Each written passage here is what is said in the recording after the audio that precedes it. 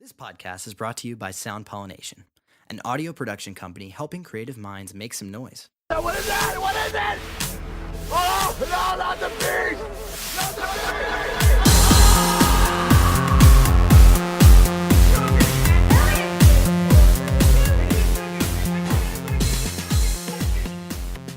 beast! What's up, everybody, and welcome to the Bad Movies Podcast. I'm your host, Gianni DeMaia, and alongside me today is my good friend and co-owner of Sound Pollination, Grant Crawford. You will now call me Betty.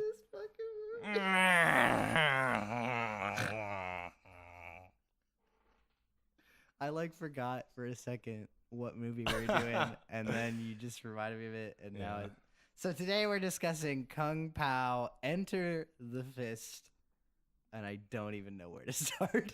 Okay. I can start by just saying I have immense love for this movie and a lot of great memories. Right. Well, I mean, that's why you're on, right? I mean, Yeah. so I told you right before we started, but it was like so I told my brother I was doing this one. My brother was like, "Oh my God, that's my middle school." I was like, "Yeah, I know. It was my elementary school because I'm the younger brother or whatever." But it was like he introduced me to this movie. I feel like a lot of people like us, well, just like this age group, right? Like within 5 years of like where we're at right now. It like, totally just it lends itself to that kind I of. have memories of being on some sort of road trip, probably going upstate skiing with my older brother, and him hitting me in the back of the car, like slapping my arm and going, "Paralyzer!" and another paralyzer. Oh my God. How amazing is that? That's so fucking genius. Yeah. Okay, so wait, so this movie, God, I'm just gonna laugh the whole fucking time. Like, just remembering the things. you usually start your episodes off with a summary, and it's just like, what do I even say what? here? How do you even do it? Well, so I'll start it with this. Okay, I'll say this because this I can at least rattle off, and then once we get into plot, I don't even know where to go. Okay, but let's do it. But so it's written and directed by Steve Odekirk. Odekirk, yeah. Yeah, okay, that was right. I think so. There's no N in there, right? Yeah, no, it's just Odekirk. It's just yeah. spelled kind of weird with like way more E's than you think is necessary. But Odekirk, he also creator of Jimmy Neutron. Fun fact. Is he? Yeah, had no idea. And then he was was involved wait, with Ace Ventura. Yeah, he wrote. I just learned that yesterday. The first one. Yeah, which it's is a crazy. fun movie. Yeah. Yeah. Totally his style humor though. Like It when definitely I is. think Yeah, about it made I was sense. like, It made sense. It made a lot of sense. It adds up, right? Mhm. But Jimmy Neutron, I did not expect. No. Interesting. That's bizarre, but good for him. Yeah. Way to go, man. And then he also did like all of those like thumb movies, which is completely unsurprising. You know what I'm talking about? I don't know what those are. It's like he had like a bunch of them, but they were all like one of them was like Thumb Wars. They're literally just thumbs Stop. Really? that they superimposes like eyeballs and a mouth on. Dude, that And then guy does- loves that development in filmmaking. Yeah, Superimposing. he lived for it. I have a lot to say about this, but the tongue we'll and get whatnot. Yeah. Well, no, we'll get to it. Yeah. We'll get to it. But then okay, so just a few ratings in this movie here. Mhm. You ready for this? Yeah, I actually didn't look any up, so I'm Okay. curious. Well, this is what people thought about it. Okay. You ready for this? Here goes. 6.2 on IMDb. Not bad, right? No, that's not bad at all. Here's where it gets bad. 14 Metascore Out of 100? out of 100. Really? And then 13% on Rotten Tomatoes. That's really surprising. I know. I think that's really surprising. I agree with you. But it's like, wow, people shit on this movie. Wait, okay. So, did you read what people said about it Yes. when it first came out? Yeah. So give me a little rundown of what. Basically, the rundown is like all of it was, all the negative stuff was like it's commentary on just potty humor culture. It's just like this is trash humor, basically. Okay. And a lot of it is like, reviewers like to get really like snarky and clever in their little like one-liners and stuff. So like a lot of the stuff is like it makes you question why you're at the movies. You know what I mean? That kind of thing. Okay. See, because to me, I felt like this movie knew exactly what it wanted to do and accomplished exactly what it set out to do. You know what? I agree with that. Because like here's the thing, right? Is that this is a really tough movie to review. And I wrote it like as soon as I started watching it too, because it was like it is intentionally bad. Right. like for the sake of comedy. Right. So essentially, I'm just like reviewing it based on its effectiveness, I guess. But that's like super subjective. So it's like I didn't even know really where to get in here. Well, that's kind of like a genre in and of itself, right? Like bad for the sake of bad. Well, exactly. Like so it's bad like, it's good. How can I fault it if it's done everything it's set out to do? How can I fault a Sharknado? But there are movies like that are done wrong, right? Like there are some of the scary movies that are supposed to be like the scary movies, like Scary Movie 1, Scary Movie 2. But some of them are good, funny. So it's like, but why? like it got to like Scary Movie 4 and it was horrible. And it's a movie that's supposed to be bad, but it just didn't hit that. You have to do it in a proper way. You have to hit all those notes, right? Yeah. And I think this movie did, in my opinion. I think it. There were some scenes. Okay, I will say there were some. You said trash humor, and the worst parts of the movie are what I would consider trash humor. Yeah. Oh, absolutely.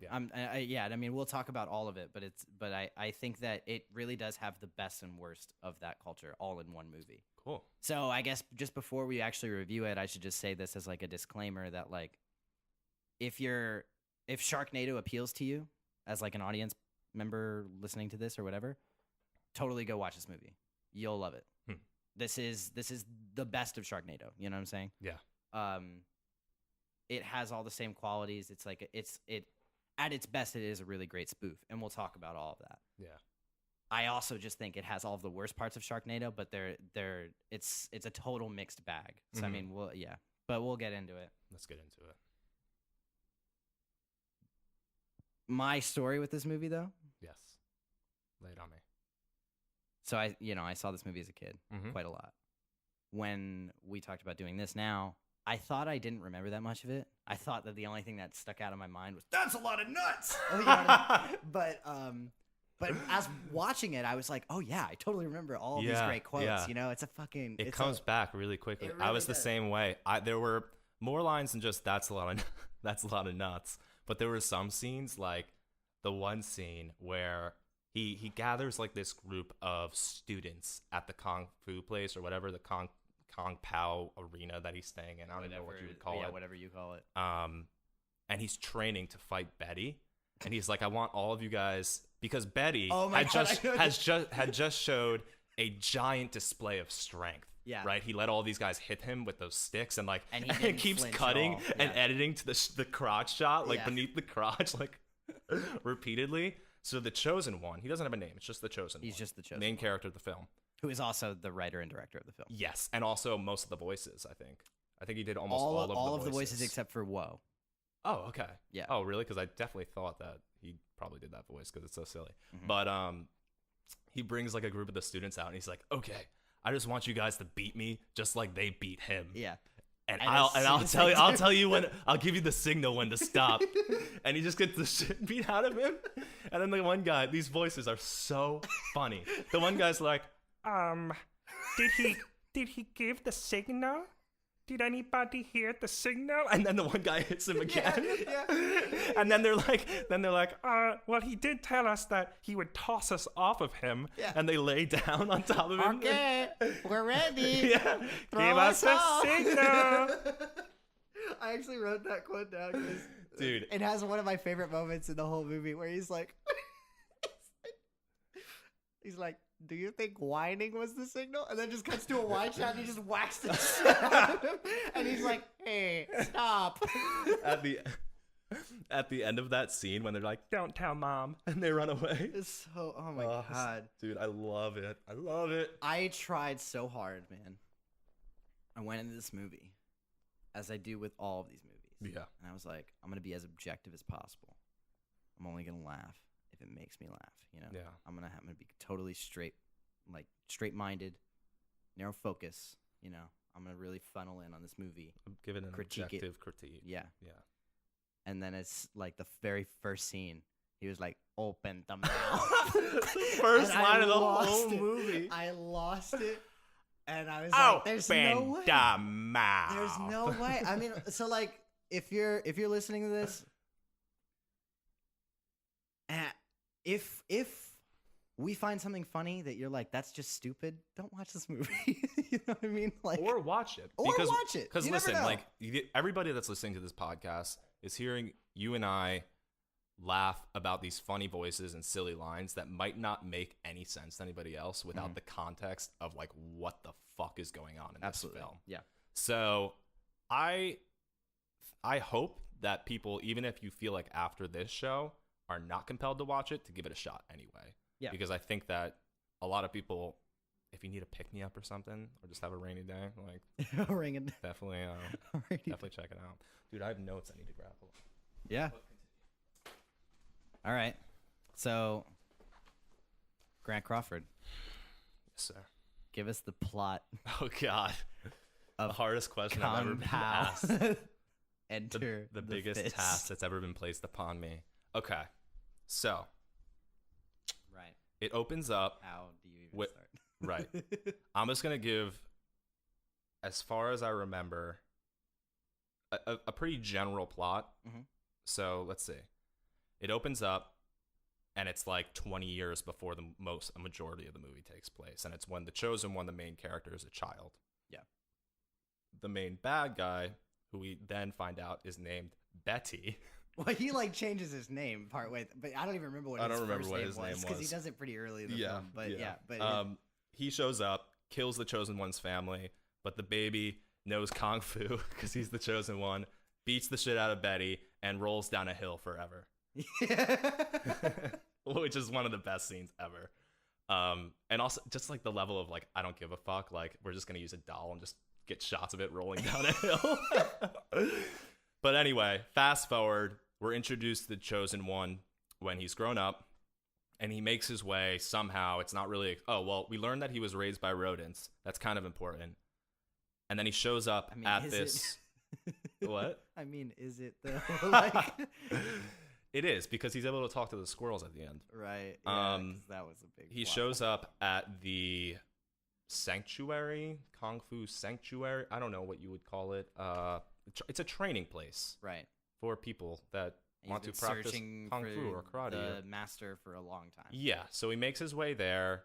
He gets there, and it turns like totally unexplained. Betty's in town like the next day. Yeah, he comes. And But it's also said that he's been like hunting for the chosen one for like a long time. okay, Like, okay, so that's important. somehow he knew that the chosen one was still alive. There is a like warrant out to kill him. Yeah, Like there's basically. something He about keeps him. He sending can't be around. outlaws to kill him, Yes. and the chosen one keeps defeating them. Basically, Yes, yes. with Gopher Chucks and among other things. yes, His yes. Many tactics. skill set. He has a talking tongue. That's part of his identifier as a chosen one. Yes, All that stuff. yeah. But anyway, the Comes rest of across the movie master, yeah. is pretty much the play out of this conflict between Betty and the chosen one, I would say. And the chosen one is training to conquer Betty, and Betty is trying to kill the chosen one. And that's kind of how like all the rest of the movie is, with many scenes just like exploring that and exploring him training to do so. And in the end, do we want to give the end yet, or will we get to it? I mean, spoiler warning. Okay, spoiler warning. The chosen one needs to fight an entire alien colony at the end, which he accomplishes by sticking his tongue out, which then extends and grabs the corner of the pyramid spaceship, flips it around, and throws it back into space. Also, the aliens are French. Anyone who is like listening to this review is just like, and hasn't seen this movie, has just completely been just tuned out. It's the perfect movie for me, though. It really is. Like, the scenarios that I make up, it's just like this. They beat me to it. Right. If they had given me like 10 more years to be an adult, I would have made this movie. I would have done it, and I would have done it better. Here's the thing, though. Here's the thing. It should be noted that the way this movie is made, the reason it's so weird, and none of that shit makes sense that we just said, this movie, I want to say most of it, I don't know exactly the number percentage or whatever, but most of it is comprised of footage from a 70s kung fu movie called The Savage Killers, which is apparently another bad movie or whatever, but Yeah.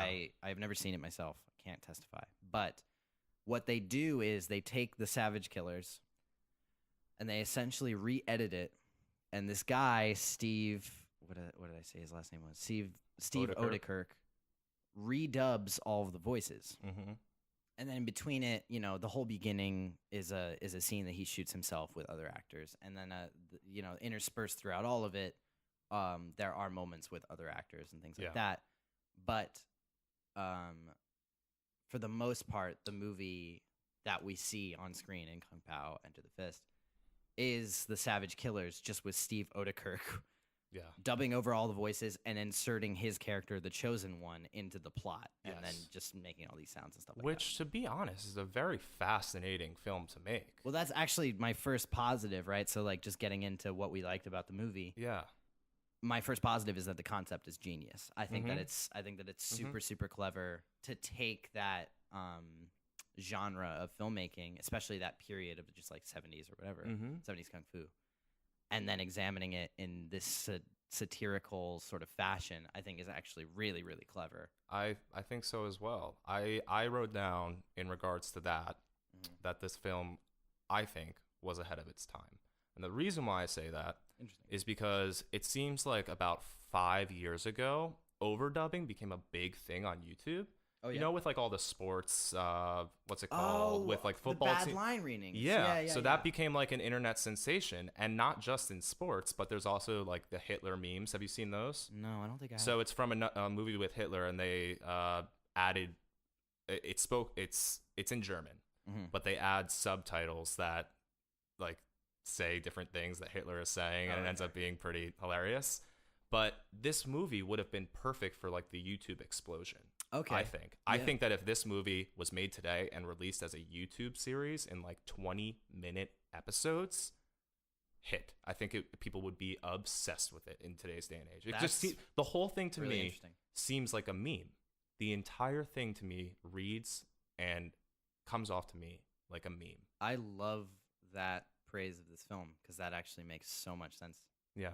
I totally see that in this movie. I think you're absolutely right. I think as a YouTube series, that would totally work today. Yeah. This concept it really lends itself to that kind of mentality and thinking. Yep. And also, it gets rid of one of my biggest flaws, which we'll talk about later, but just I feel like a lot of things that happen in this movie sort of feel like the movie's trying to fit to get enough content to meet a feature-length film. Yeah. I mean, we'll talk more about it when we get to negatives or whatever, but that would totally erase that problem. It was broken up, yeah. Oh my God, that's... So in a weird way... You just blew my mind. Kung Pao ahead of its time. About 10 years too early, my friend. I bet you guys never fucking thought we'd say that. Yeah. But yeah, Kung Pao. You heard it here first. Boom.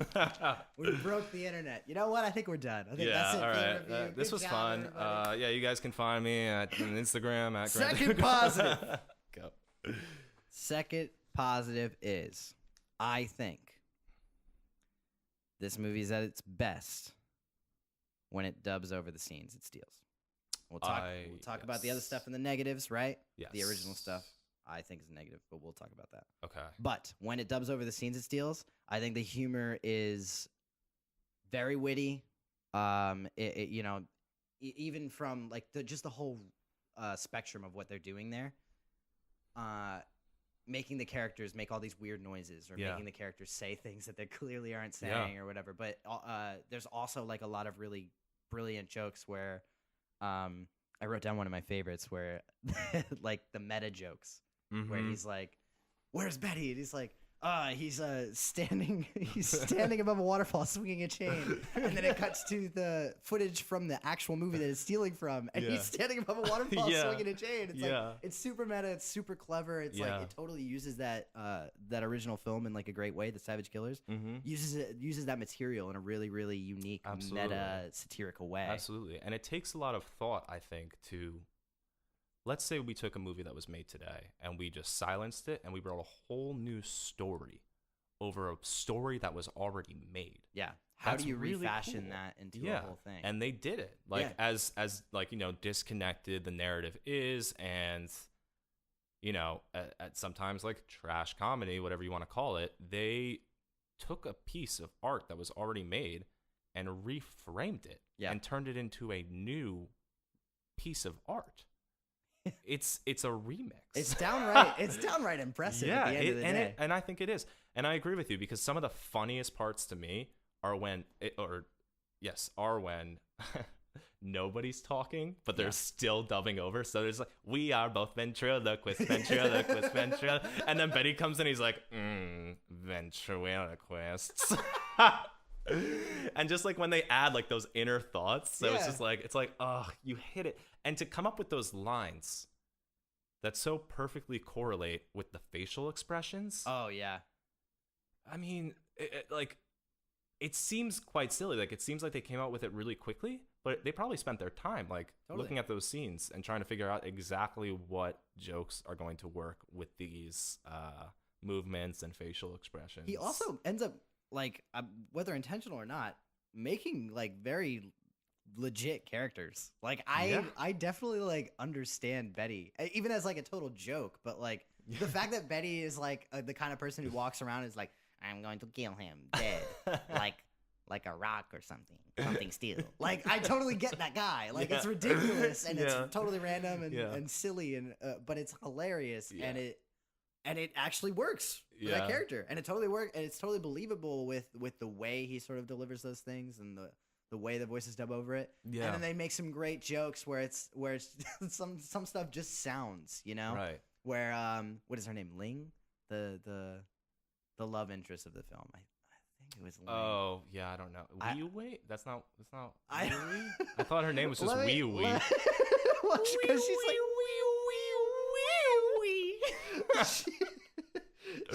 she has some great stuff. Well, hold on, because I'm not connected to the Wi-Fi, so I'm trying to look up her name, but I can't fucking remember. Yeah.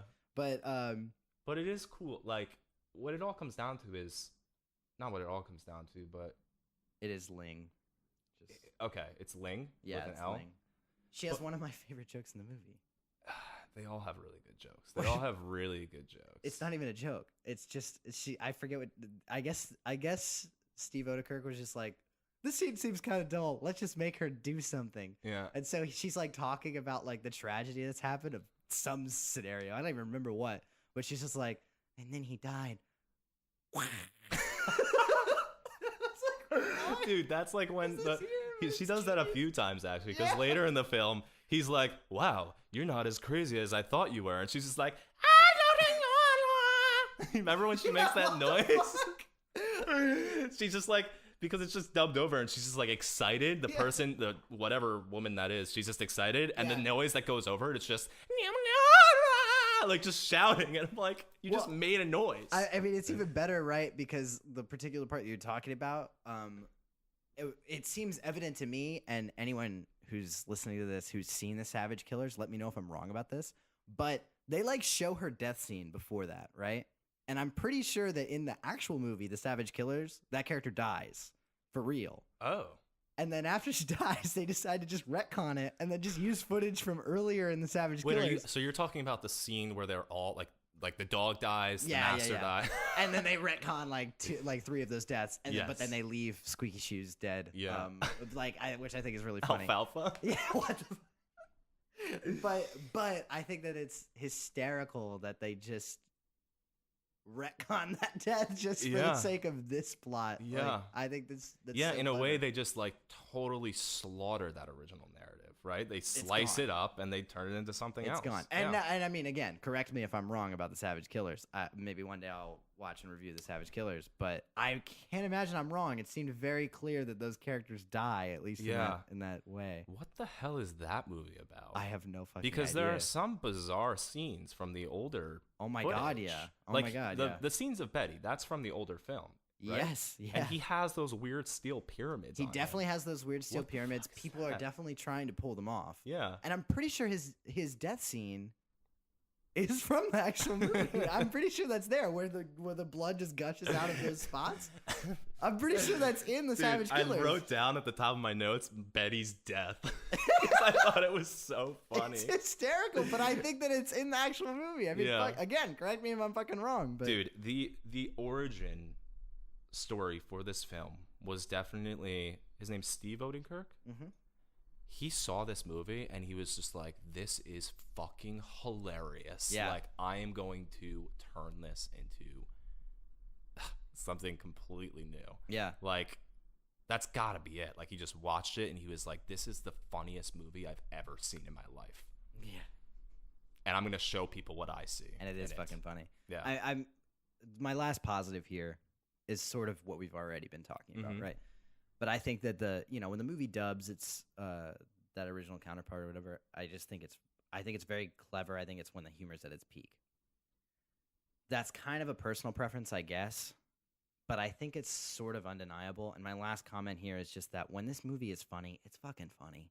It just is. And I know that that's subjective. I know how that sounds, and I hate to sort of like make a review just based on my own personal bias, and I'm really not trying to do that. I'm trying to avoid that as much as possible. I think that objectively, this movie really does just hit at its best, only at its best, hit the notes of what makes a good, for example, Mel Brooks film, right? Where it's just the satire is so on point. It really just rips apart whatever it's trying to reveal and create something that pokes fun in all the right ways and makes new jokes that are even when they're super random, they hit because the ridiculousness of them is done in such a charming way that you can't discredit it. And it's so easy to go wrong when you're at that level of ridiculousness. And this movie does. It does. For sure. It does. But when it does it right, it does it in the best way that you possibly can. Yeah. Well, that's what I'm saying. Like, I think it's hard to deny if you took clips from this in isolation and you showed people 10-second clips, they're going to laugh. They're going to laugh. I think absolutely. And so in that sense, you're correct, I think. I think that there are points in time in this movie, certain scenes that I don't want to give the label that it's objectively funny, but I think a majority of people would watch it and find some sort of humor in it. Yeah, totally. You know? Yeah, so, yeah, I would agree with that for sure.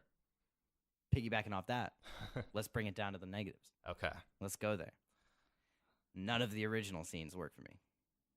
None of the original scenes? The scenes that he clearly shot. Oh, himself. so not the original film. None of the newer scenes. I'm talking. I agree. I think it takes you out of it. Completely. I think right when that happens, you're like, I want to go back to the older footage. Exactly. Like it seems out of place. It seems forced. I completely agree. Oh my god, yeah. And I also think that part of it is like it didn't age very well. Okay. Which I'll talk about again in another note I have, but I think that part of it is like some of the jokes may have seemed, I don't want to say clever because they weren't even clever for, what was it, 2002 or whatever this movie came out. But some of the jokes may have seemed a little more to that market that it was probably going for, that like Happy Madison sort of venue. Yeah. Back then. Yeah. But I don't think that market really translates to today whatsoever. I don't think so either. I mean, I don't know if I was talking to you about this recently, but I was having a conversation with somebody about the philosophy of like how fast comedy changes. Yeah. Because it changes. It seems like we have 5-year brackets of comedy, and every 5 years there's a new system of comedy that replaces the old one. I totally. And it's totally in conversation with the last period. So they take some things from, like, it's obviously always compounding on itself and evolving with past eras of comedy. But, you know, if you watch anything from 2002, from 1995, from 1990, you know, people like us, we can appreciate it because there is the aspect of nostalgia for sure. But I think a lot of the comedy comes from that feeling and not from the content itself. Totally. So if you were to show it to a child or a younger person today who is only conditioned to today's concept of what's funny, I don't think that they would think it's funny. It's kind of interesting. There's a generational totally agree tone with you, to comedy. Think about it. When we were in high school, the market of comedy was all leaning towards the Judd Apatow thing. That's what I'm saying. That knocked up super bad. Yeah, and before that, it was like comedy. Ben Stiller, Vince Vaughn. Yes, that's what we really grew up on, right? And before that is more so what I think they're probably getting back to, which is like that sort of like what is it late now? 80s. What is the comedy now? Well, I think that it's like the indie comedy, right? I think that it's like the sort of like I'm making jokes, but I'm sad. Yeah. Which again goes back to what you were saying about they are always in conversation with themselves. Yeah. I think that that's an extension of what Apatow was doing. Yes. And especially when you get to like Apatow's more recent stuff with This Is 40, Yeah. funny people. You know what things it like is? Maybe this isn't what it is, but just based off the conversation we're having, it seems like what's becoming funnier and funnier isn't these hyper experiences. Like, it's not these hyper jokes and like it's not like I'm making a joke now. Yeah. Or like I'm a ridiculous character. It's these day-to-day things that are just fucking funny when you look at them outside of yourself. Things you go through every day. Yeah. Because I feel like a lot of the scripts these days, or at least in the past 4 years, it's just like, that's just somebody's life. Totally. And it's just funny because it's relatable. Yeah. And you know that guy. Look at The Big Sick. Yeah. Yeah. I love that movie. One of the Love most it. successful comedies in recent memory, Yep. right? And I'm hard pressed to say that it's even a comedy. Yeah. But right. that's where I think comedy's at right now. Right. So yeah, it's definitely becoming a hybrid Totally. of sorts. Totally. And it's part of the pleasure of watching a movie like this, right? Of watching Kung Pao End of the Fist, because I get to literally turn off my brain almost and be like they are literally saying to the screen, this is a joke, and this joke never ends for an hour and 20 minutes. Yeah. And at no point in time are you really relating to anybody. Like, you Not a know the thing. characters, you Yeah. know like the archetypes, but you can't put yourself in anybody's position No. in that movie. Not There's a- zero empathy. and they You're don't not walking in want you anyone's to. shoes. They definitely don't want you to. No, it's That's part of the charm. straight. It's straight amusement. It's like a fucking theme park of movies. Like, that's what it is. It's just hyper comedy. But in a way, while I for sure prefer a movie like The Big Sick, I do sort of miss this type of comedy. I think there's a place for it within sure. the cinema. For I don't sure. think that it should be completely tossed out. Yeah. I don't think it's been done right in a long time. Yeah. I think that Happy Madison still tries to make movies like this to this day. And they're not good. No, I don't. I think that as they've gone on, they've lost track What of. happened there? They've lost track of what made this movie funny. This Right. movie in particular funny. Right. It almost feels like they, not even that they lost track, that they weren't sure what did it in the first place. As in, it seems like they're just investing everything they have into one actor. Mm-hmm. And it's like, no, it's not just the actor. It's not just you put Adam Sandler in a film and it's fucking gold. Yeah. Like, that's not how it works. There's a handful of components, and it just seems like they just put all their money, like they're betting all on one horse, and it just doesn't work that way. Yeah. Well, and it's funny that you say that though, right? Because it's like critically, no, absolutely not. Putting it all on Adam Sandler's shoulders does not work. Commercially, those Happy Madison films make so much fucking money. Still? And they make a stupid amount of money. And they make so much back literally just because of Adam Sandler's star power. That's great. He's one of the highest paid actors in Hollywood.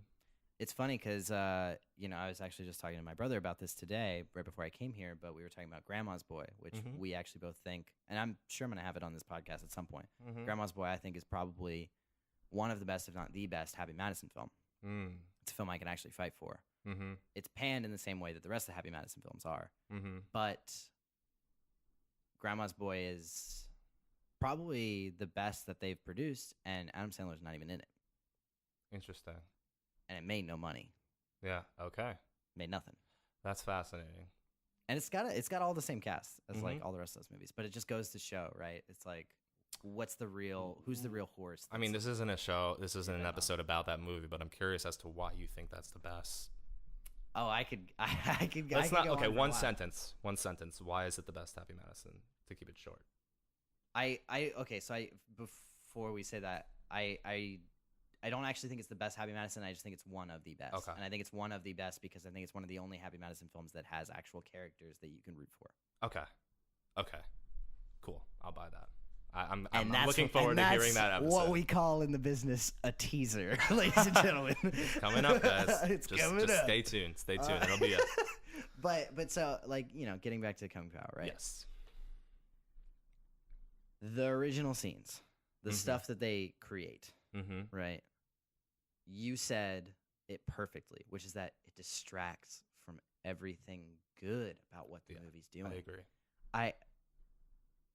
It lacks all of like the clever meta commentary that makes the rest of the movie so strong. Right. It's all the original gags they resort to exactly what we were saying, the trash humor, the potty humor, right? It entertains with like poor CGI, which we'll talk about, later. Yeah. But it's like it also creates the dull narrative, the narrative that makes no sense. And it's sort of by design, right? That it makes no sense, right? Right. It's forced. It's funny, so but forced. it's just shoehorned in there. Yeah. And like I said earlier, it's shoehorned in there almost for the sake of I think, and I was just going to say that, time. I think you're exactly right with that, analysis. It's probably there. They probably did it because they needed to meet a length. Yeah. I doubt in his original idea, he was like, let's add all this new footage. It was probably a studio thing. I mean, yeah. Or at least close to it, right? Because it's like, this would be such a great short film. Really would be. And I'm not knocking these parts of the movie, right? But even when he's doing the dubbings, there's a lot of times where he'll just do the same footage over and over again on repeat and just cut back to him responding to it and then do the same footage again, but with different lines. Yeah. And it's, that stuff still works, because it's still funny, and like the script writing on those scenes is really good and stuff like that. But it just goes to show, it's like, did you need that many jokes?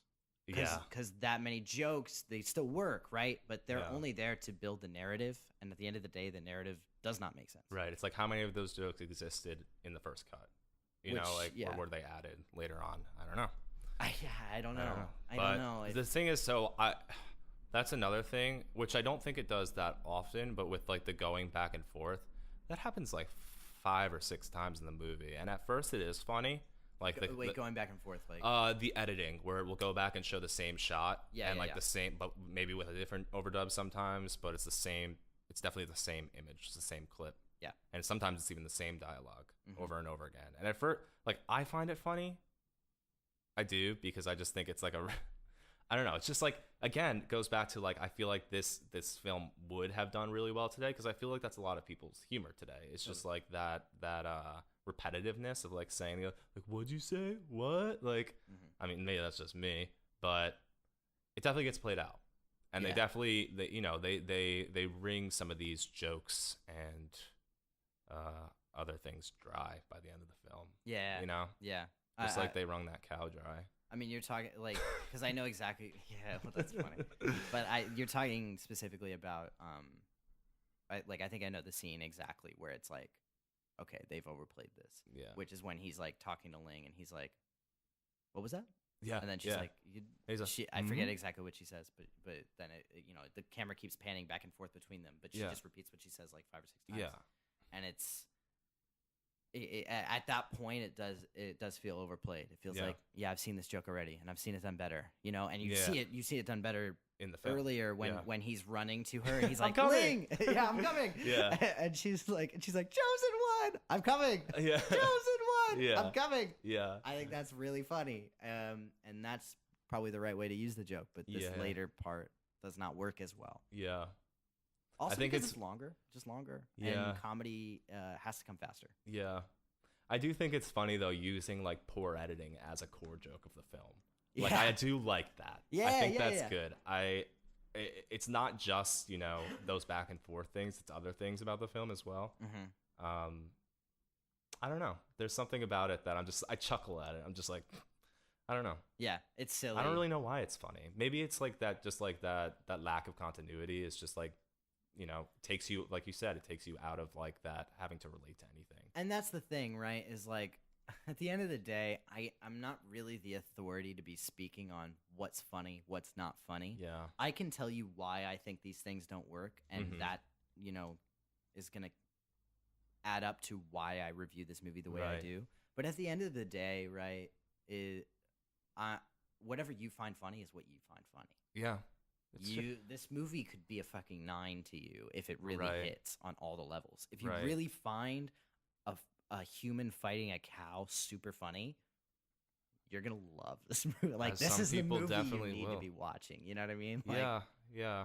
Funny. It's subjective, man. Like, everybody's idea of what's funny is just built up over their entire lifetime. Yeah. Totally personal. But so I mean, everything we're talking about, right? Adds up to my next negative. Okay. This is the last negative? No, second to last. No, we got a list. I mean, look, at the end of the day, these are all pretty much one negative, right? Yeah. We've been touching on everything, I think. Yeah. But I'm just, specifying it pretty much for my own OCD and for my own neuroses out there. Holler at me if you also have anxiety. What up to my audience? I have the Bad anxiety. Movies podcast. Oh, cool. No. So then you'll enjoy we this. both have anxiety. But I just have to list these things off, just for my own frame of mind. Yeah, no, I'm all about it. An unnecessary narrative is my second, negative. Yeah. Okay. The narrative, like the story here, makes no sense. But like as I said before, it takes away from whatever does. That's work, interesting. rather than add to what does. Because I agree, right? It's a horrible narrative. It's terrible. Mm-hmm. But what do you put in its place if you're making a movie? See, here's the thing, right? We both agree that this movie's at its funniest when it's dubbing over that original movie. Mm-hmm. Why doesn't it do that the whole time? So maybe it was just never meant to be a movie. Like maybe if a narrative is what defines a movie, if a narrative is intrinsic to being a film, then maybe this should not have been a film. That's my third negative. Wait, okay. Present it to me as you were going to. But that's exactly what I was gonna say. This movie does not need to be a movie. Okay. It did not need to be made. Yeah. And that's I think the biggest criticism, right? And I would have been totally fine if this movie was not made, but I still received the funny parts in segments, I'm not upset at all Yeah. that it was made. I Yeah. just think that it does. If the best parts are all a different movie that you just decided to dub over or whatever, Mm-hmm. then this movie did not need to exist. Mm-hmm. And the thing is there's a there's a troupe, right? There's a whole troupe of guys that like famously dub over movies. I forget what the hell they're What are they, YouTube people? called. No, what I think they might have started as YouTube or whatever, but they Mystery Science Theater. That's what they're called. Okay. So they are guy. You've definitely Seen it. seen ads Okay. or whatever for them, but Yeah. Fandango does showcases of their stuff all the Okay. time. They dub over all these famous bad movies, Mm-hmm. and they play them up in the theater now. But they're Mhm. just a group of guys this is all they do. They just make these films silent and they dub over everything they're talking about. Mm-hmm. That's just what That's they do. what this should be. And that's what Yeah. this should have been. And It's the problem is, crazy. I'm watching all this stupid. I'm watching I just hit the mic. It's like a bunch of commercials put together, right? And they It's even just have like a an hour and a commercial in half the middle long of commercial. this. Yeah, they do. They do. My nipples look like milk duds. Yeah, what the fuck is that? I mean, it's kind of funny, but it's It like, is. but still, this movie has no need to exist, at least in the way it does. Yes. In the format, right? Right. Because what makes it a movie just isn't what's good about it.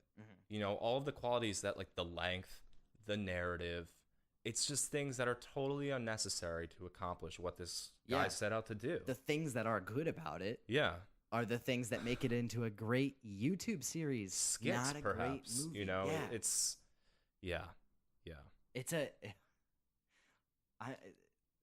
you know what? I'll talk about that later. Okay. But I mean, just capping this off, right? I don't think cow fights are funny, I completely agree. It's my least favorite part of the film. and it's shoehorned into the narrative because this character comes in who also is completely unnecessary. Whoa. Yeah, no, comes I in. know. Dude, I remember thinking that when I was a kid. Yeah. I remember being a kid and I was like, that girl never came back in the film. Yeah, why Like, is she there? Why is and she they keep alluding to the sequel or whatever. I guess it's like sort of an in joke. Uh-huh. But the Steve Odekirk actually came out and said, he was like, yeah, the sequel was never intended. It was just a joke. Mm-hmm. But I'm like, why did you even have Woe as a character in there? Right. But so anyway, she comes in and she's like, don't go to the meadow. And then he goes to the meadow, Mm-hmm. fights this cow. There's a whole fight sequence. And it's the same as if there's a bad fight sequence in a bad action movie, or even a Mhm. good action movie. If there's a bad fight sequence, you just sort of tune out for like 4 Yeah. minutes, and then you come back to it. Mm-hmm. But it makes you feel like you wasted that 4 minutes on Mhm. this hour and a half or whatever. Yeah. What's worse about this is that not only is it a bad fight sequence, it's a bad fight sequence with a cow. Yes. Yeah. So it's completely unnecessary. What is kind of interesting about that is when they were running commercials for the film, that was one Their of the big sell. yeah, it was like the gopher chucks Mm-hmm. and I the need cow. gopher chucks. Yeah. That and the cow scene. Those were like the two big selling points. And those are my two biggest gripes with the movie, right? Because I think those are the two like most unnecessary things in this movie. I agree. Yeah, so the girl with the one boob. Why? Also, like, why? I don't know. Why? That's the humor right there. The fact that she has one boob is the kind of humor that's incorporated into this movie that is just horrible. It's at its like, worst. She has why? one boob. Right. It's I don't know. At its worst, she has one boob. But yeah, so she just served as a tool in the plot to bring him to the cow. That's all she was. Yeah. And then it's like anybody could have done that. done Any in other one character, right. Any other character could have picked up that dialogue and served that purpose. So I don't know. It just seems unnecessary. You're an editor, right? Yeah. You cut her out. You cut out the cow. Doesn't Boom. change anything in the movie. Yeah, that's a good way to look at it. Yeah. And it doesn't. Totally Not a single thing. unnecessary. And so, I mean, capitalizing on the cow, right? My last negative here. Yeah. The CGI is horrible. Yeah. What was Horrible. CGI at, though, during that 2002? So was here's the thing, right? Yeah. Here's the thing. Minority Report. Oh, shit. And Minority Report, I don't know if you've ever seen it. Mm-mm. Steven Spielberg. Okay. Tom Mhm. Cruise. Great movie. Go watch it. It's awesome. It won Roger Ebert's best movie of the year that year. Check it out. Minority Report. A lot of CGI. Huge sci-fi film. Yeah. Shows me how bad the CGI in this movie is for the Huh. date that it is. Yeah. Now, we watch it back. Of course it's bad. Yeah. But we sort of are like, okay, but Yeah, it's we, like, give it the 2002, benefit it's of the been so doubt. long, Yeah. whatever. This thing I think was dated when it came out. Interesting. It looks like I could have made it, on some shitty Adobe, Yeah. whatever the fuck. Yeah, and it's going back to this, the unnecessary, the worst parts of the film, they usually are the parts that are using that horrible CGI. Well, right, and here's So the, you here's the spent thing, all that too. money doing that? Here's the thing.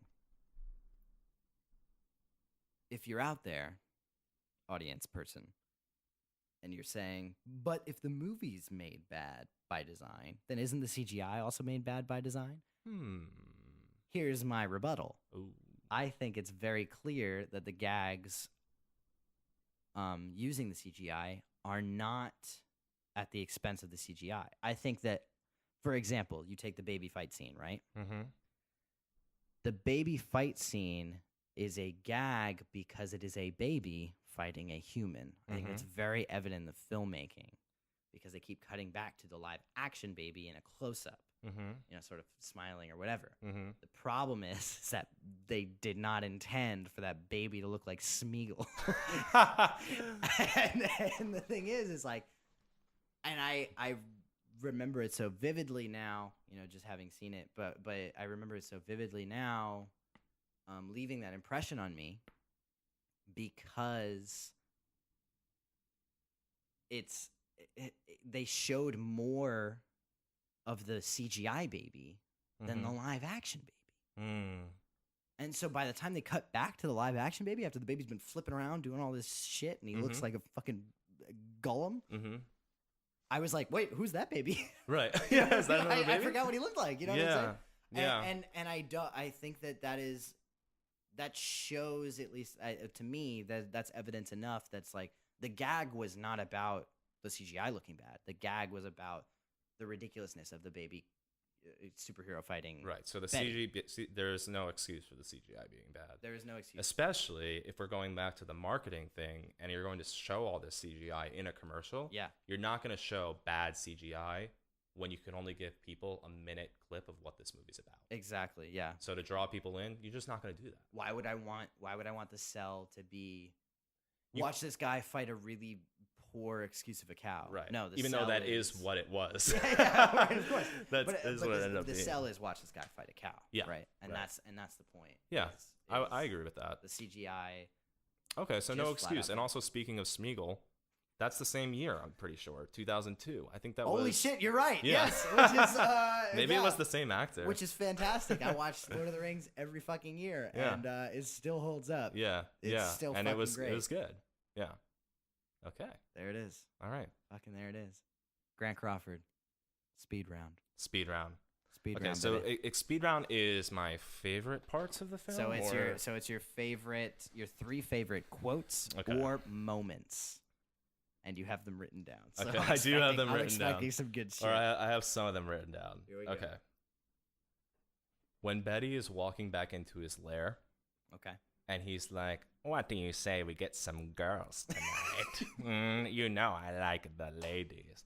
I like them, and they like me." Pretty much all of them have to do with that character. Yeah. Let me think. Another line.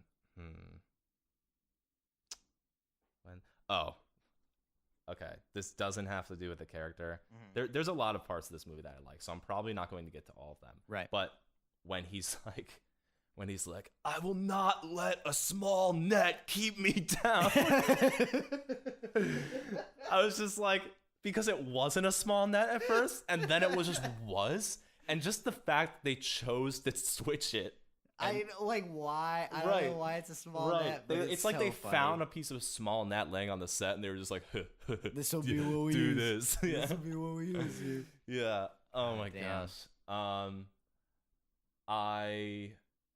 Let me think. Obviously, when he introduces himself as Betty, like that scene to me. Call me eh. Betty. I think, yeah, moving if this was shown in like an on. Oscar highlight reel, disclosure, no, not disclosure. What was it? Disclaimer? Yeah. Yeah, disclaimer. that's what I meant. All right, let's edit that back. Yeah. Disclaimer: it never will, Yeah. right? but if they were to show this at like some sort of It has to Oscar be that review, line. that would be the clip, Yeah. right? Yeah. Tanga, birdie, tanga, and he's just pointing at the wallpaper, Yeah, and it's just like right. tanga, Why? and it's just one of those scenes where it's like that perfect, like it's the old footage, and they're just putting just bullshit over it, Yeah. and tanga, birdie, tanga. You are now purple. Now you are red, and it's just again with this shitty old footage, and Well, that's one of the brilliant meta things, right? Yeah. Is they totally took 2 totally different scenes. They're in totally different locations too, Yeah. but they excuse it by making him do quote magic tricks where he's making his Yeah. clothes change colors. Right. It's fucking so It's funny. amazing. It's just so stupid, but it works so well Yeah. in those parts. Also, you know what? I don't know if we said this clearly enough or whatever, but shout out to the voices because Yeah. I don't think he. I mean, aside from maybe that scene where they're all beating up on him, like you Yeah. said, I don't think he reuses a single voice. I knew exactly who the characters were distinctively from his voices. So, Yeah. you know, So it's I'm pretty going impressive. to go ahead and say that's my favorite part of the film. Now that you've said that, it's the voices Yeah. that he chooses to He's- give these his characters. voice work is fantastic. And then there's the guy, like the kid. He's just a small character, and he's running into town. He's just like, "Boss, boss," and he has like a southern accent. He's like, they're coming for us. They're coming. And it's so random. Oh my god! And then obviously, that's a lot of nuts. Yeah, that's a lot of nuts. And then also the old guy. Okay, I'm gonna end it with this, and then Yeah. I'll stop quoting it. When the old guy is dying, yeah. and he's like, "I really like the band In Sync. I really like the one singer, Harpo." He's just like going on about In Sync. Also, the dog barking and then the bark happening 2 seconds later every Yeah, time. that's just great Yeah. editing, right? Yeah. But I mean, it's funny. I don't know why, but you reminded me of my least favorite scene in the film, which is the Mufasa scene. Oh yeah, 'Cause, like, why garbage. is that in there? Horrible. I don't know why they do that, but it does have a pretty funny joke at the very end of it, where Oh, when he pops Mufasa's up going again? away, and he's like, "This is CNN." And it's like James Earl Jones Yeah, did yeah, the voice yeah, of yeah. "This is CNN."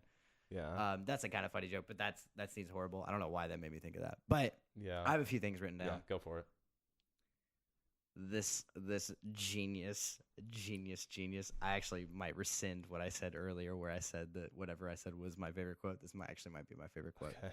But when he was like, when the Grandmaster is like dying or whatever, and he's like, does it look bad? And he's like, no. He's like, scale of 1 to 10, and he's like, 1.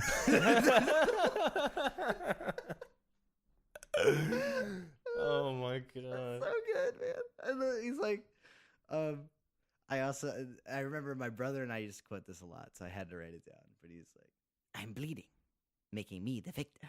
Yes. Which is very, very funny. And then the last one I had written here was that, like, they changed. I don't know if you noticed this. They changed the actors of Betty mid-climax just to get some shots of pretty much him reacting to things that the chosen one is doing. What do you mean? So Like it's not the same actor? So if you rewatch that like climactic fight, right? Yeah. They use the actor from the very first scene, who plays young Betty, in some of those shots where they were like, oh, they needed him to like sort of react to some of the things the chosen one was doing, or when they're flying up in the air fighting, they use young Betty as sort of the stunt double almost. For some of those shots, and it made me laugh because they definitely that's one of those things where it's like, I don't think they were hiding it. I think they wanted you to know that these are definitely two different people. Yeah, and like yeah. we just had to make some sort of sense out of this fight or whatever. Yeah, we yeah. wanted like these ridiculous things like them flying in the air and Yeah. kung fuing each other. But it was just it was very tongue in cheek, like Yeah. ridiculous. It's funny you said that because I was watching online and it was lagging and it actually paused at that scene where they're like fighting at the end. They're up in the air, like airborne with strings, and you can see that it's different actors in that scene. I actually noticed that, but only because it paused right there. I before I say like my verdict, I just wanted to touch back on something I think we were sort of beating around the bush of earlier, but this is something I say all the time. And I don't know if I've ever actually said it on the show, so I just wanted to like say it on the show, like just officially. I think that enjoyment of a movie has no application to how you think of it critically and objectively. And I mean, that's totally my opinion. There's plenty of people out there that are like, there is no such thing as a good movie, and like you could pick apart anything. Like what's good to you is not good to me, and blah blah blah. But it's like I choose to think that there are ways to think of a movie, to think of filmmaking objectively enough to separate like what you like and from what is cinematically effective. Sure. So I choose to think of them as totally different things, which is why I always say that your favorite movie is different from what you think is the best movie. I 100% agree with it. I mean, you see, there's no difference between saying something like that and saying that I can enjoy like a Stephen King book, which is, more like pop literature. Right. And versus, a William Faulkner novel. Yeah. And it goes across all mediums and objects. Like with food, it's like, yeah, Taco Bell is not a delicacy. But I want my supreme wrap crunch. Like, you know what I'm saying? Right. Like, it's like I can enjoy that shit and not feel bad that I'm eating, I mean, I do feel bad like later because it's garbage food. But you get what I'm saying? It's like you can enjoy things that might not be critically acclaimed. Right. But they serve a different purpose, maybe. It's not going to be the things that are necessarily stimulating you in an emotional or psychological or intellectual way, but they serve a purpose. And I think one of the biggest purposes or most important purposes of film altogether, which is to take you out of your day-to-day life for a second, So there is a very important role for popular culture and popular film, I think, in society. And I think that there's nothing wrong with enjoying it. And, totally. So don't you watch this movie, you like it, join the club. Yeah. Nothing wrong with that. Nothing wrong with liking Sharknado. Nothing wrong with liking, what else? Like, what's the television show that would fall into the same category? 13 Reasons Why. I've never seen it. What's that? You should check it out. Like Grey's Anatomy? Yeah. Oh, that's actually a better example. Yeah. Or even Friends. Critics actually. Like Friends is like such a, maybe even the most classic version of that. It's like, I like Friends. I fall asleep to Friends. Me you too. know, Yeah. those are the shows that I put on to unwind at the end of the night. I Yeah. don't want to be watching fucking Ozark getting my anxiety levels. Oh through my the god, roof, yeah. You know, Totally so get that. yeah. I mean, this place has this film for me, and I'm sure everybody has a collection of films like this, has a special place in my memory with my brothers. A good nostalgia factor. Yeah, yeah. So no, it's not a 99% rating on Rotten Tomatoes. Yeah, it's but it's a great memory. I also don't think it's a 13% on fucking Rotten Tomatoes. Let's get that out of the way now. Should we do that? Should we do the ratings? Is that where we're at? Well, I mean, yeah, look, I'll give my verdict. The reason I wanted to say that little disclaimer before I gave the verdict is just to say that, like, I enjoy this movie way more than what I'm going to give it. But even after I give it, we can talk about why I think it stacks up higher than what it's fucking given from Rotten Tomatoes. All you're letting the listeners know is that your critical rating does not equate to your enjoyment of it. Exactly. Yeah. Okay. That's a good thing for people to know. Because here's the thing, right? Well, let me just give the verdict first, and then I'll say this. So at its worst, I think this is a nonsensical, lazily made clusterfuck of potty humor. But at its best, I think this is a genuinely hysterical satire that gets occasionally bogged down by its own insistence that it needs to be its own movie. Okay. So I'm giving it a 5.9 out of 10. Okay. Here's my thing, right? I enjoy this way more than I enjoy watching a movie like fucking Thor: The Dark World, which if you're a listener, you know I gave a 6 out of 10 to. I think that is a 0.1 better made movie than this movie. Interesting. But I would much rather watch this fucking movie. Yeah. Well, so, and we're going to get off topic for one more second here. No, it's okay. But I'm curious as to why enjoyment can't be factored into, like, the algorithm that produces the verdict. Because I think it's too subjective. I see. Okay. That's where I think it crosses the line into my own personal enjoyment. Because at the end of the day, it's like, so look, if you're someone who goes to A24 movies on their release night and is like, this is the kind of cinema that I watch, which I'm not making fun of you because it is the kind of cinema that I watch, and enjoy, and it's the reason that I made this podcast because I don't watch enough of these movies. Yeah. If you're that kind of person, you're probably going to watch Kung Pao and be like, what a piece of dog shit, right? Yeah. But for me, this is a much more enjoyable film than all of that. I just think that if I'm being as objectively critical as possible, and like I already said, it's super hard to do with this movie, but if I'm being as objective as possible, I think that the flaws are great enough to warrant the rating that I give it. Yeah, so film is just a thing that has, or traditionally has, like, these constraints and these components that make it up. Yeah. And depending on how you do in each of those categories is what makes up the rating of a film. Mm-hmm. And those categories don't include personal experience. Yeah. Oh, absolutely. That's interesting.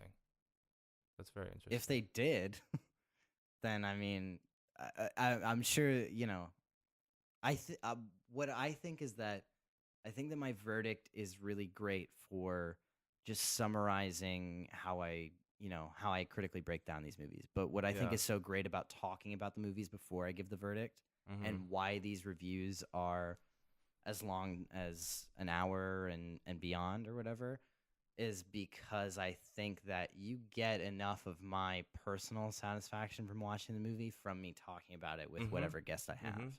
Yeah. Well, it's clear that you're giving them all, like, an honest look. Yeah. You know, I think that's what you get from it.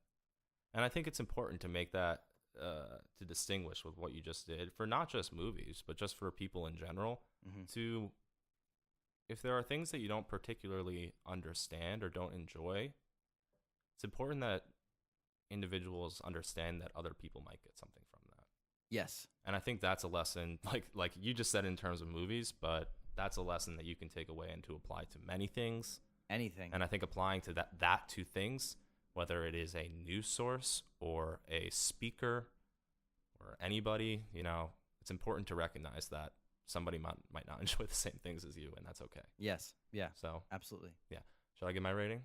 Sure. Okay. Yeah, totally. So I am going to give this movie probably the same as you. Probably I'm going to give it a 6.3. Nice. Yeah, because it's something that I watch and I find it funny because I have not watched it in 10 years. Oh yeah, me too. Yeah, but I it's been kind of so don't long. really need to watch it for another 10 years. You know, so it's not a film that I'm going to, you know, be pulled back to anytime soon. It's a film I will quote on a day-to-day basis, but it's not something that's really going to stay with me in a super present capacity. So yeah, 6.3 on my end. Enjoyment.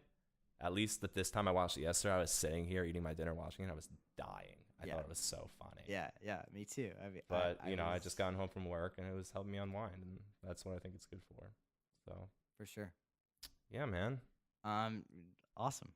Yeah. I just to throw it out there because I've been doing this lately or whatever. So I saw this movie on HBO Go. I know you sent me a link because you were like, if you don't want to pay for this movie, you can rent it on Amazon and all that kind of stuff. This movie is available for free as of now, as of this review posting on HBO Go. So if you have HBO, go check it out because that's how I watched it. Yeah, I do think people should check it out. My God, yeah. Oh my God, yeah. Especially if you have HBO, because then you have no excuse, right? Yes. You have to, you gotta. And if you just like stupid comedy, just like do it. Just do it. Oh my God, if you like stupid comedy, this is great. If you like voiceover things, This creme de la dubbings, creme, like, oh, it's so good. Yeah, and here's the other thing too, right? And this doesn't go into my critical rating either, but like, I do think it deserves at least a shout out. An hour and 20 minutes is like nothing. Yeah. Especially compared to like some of these longer, like Thor: The Dark World was I think like over 2 hours. Yeah. So it's like this is a totally digestible chunk. Yeah, it's like watching an episode and a half of a TV show. And I mean, or an episode of a show like Sherlock. Yeah. Right. So yeah. it's just give it the time. You won't regret it. It'll give you laughs and it will also give you quotes. You will, if this is a movie you watch with your friends, you guys will quote it. It will give you non-stop. Yeah. Yeah, man, this was fun. I'm happy I finally got a chance to come on and do it. Thank you so much, Grant. Yeah. For coming on. So I mean, I'll give you the chance to plug, but I mean, pretty sure I know what you're gonna plug. Oh yeah. But go for it, because so Grant has his own podcast. If you didn't know, it's produced by us, because we are both part of Sound Pollination. Yeah. Go ahead and pitch it, man. Yeah. The past few months have been extremely exciting with this company that we got going towards. Oh, I guess we started months ago now. Now back in June. Yeah. Right? Yeah. So it's been a bit now, going on 4 months, and we had our launch and that went really well, and we raised some money with a crowdfunding thing, and we're producing these awesome podcasts. So obviously, if you're hearing this, you've listened to Gianni's. If you haven't, if this is the first episode you're listening to, definitely listen to the other ones. But outside of that, we produce a podcast called Knowing Nothing. It's a science education show. And then there's my show that I do with my buddy Keith. It's called 20 Somethings. And it's just a show. We have different guests on each week, usually young creatives or just young professionals that are doing interesting things in the industry. And some episodes we're just talking about different concepts and exploring them from the mindset of, a couple 20-year-olds trying to make it in the world. So yeah, it's something I've really loved doing. I'm beyond happy to have been doing it with Gianni. I think it's been a fucking blast. And we have new shows coming out this month. We're producing 2 new shows, a sports show, and then another one that will be a bit of a surprise. And yeah, my name is Grant David Crawford. You can find me on Instagram. You could follow Sound Pollination on Instagram, Facebook. Please do. Yeah. And I think that's pretty much it. Also, if you have anything that you want produced or recorded, hit us up. We also do that. Yeah. And I'm also a musician, so you can check that out. And I'm also a writer, so you can check out my poetry. Just Google my name, you'll find all it of all. it. Yeah. Yeah, thanks, and man. Donate to our Patreon. Yeah, also, yeah. Patreon.com/soundpollination. Get on For it. less than a cup of coffee, you can make this thing happen more than it already has. So, yeah. Do that. We appreciate any donations. It's been a trip so far, and we're hoping to keep it going. So thanks. Thank you so much, man. Ladies and gentlemen, this has been the Bad Movies Podcast. If you like this, you could follow us on Twitter at Bad Movies Cast. Feel free to tweet at me and give me any bad movie suggestions you'd like to see on the show. You could also follow up on Sound Pollination at www.soundpollination.com to keep up with us and what we're doing. We're excited to be launching a bunch of cool shit in the coming weeks and months. We're just launching a sports cast this week. It's called Book It Sports with John and Greg. As you're hearing this, it has already probably come out, and I'm sure you've given it a listen. But if you haven't, as of hearing this, please go listen to it. Thank you guys very much for tuning in.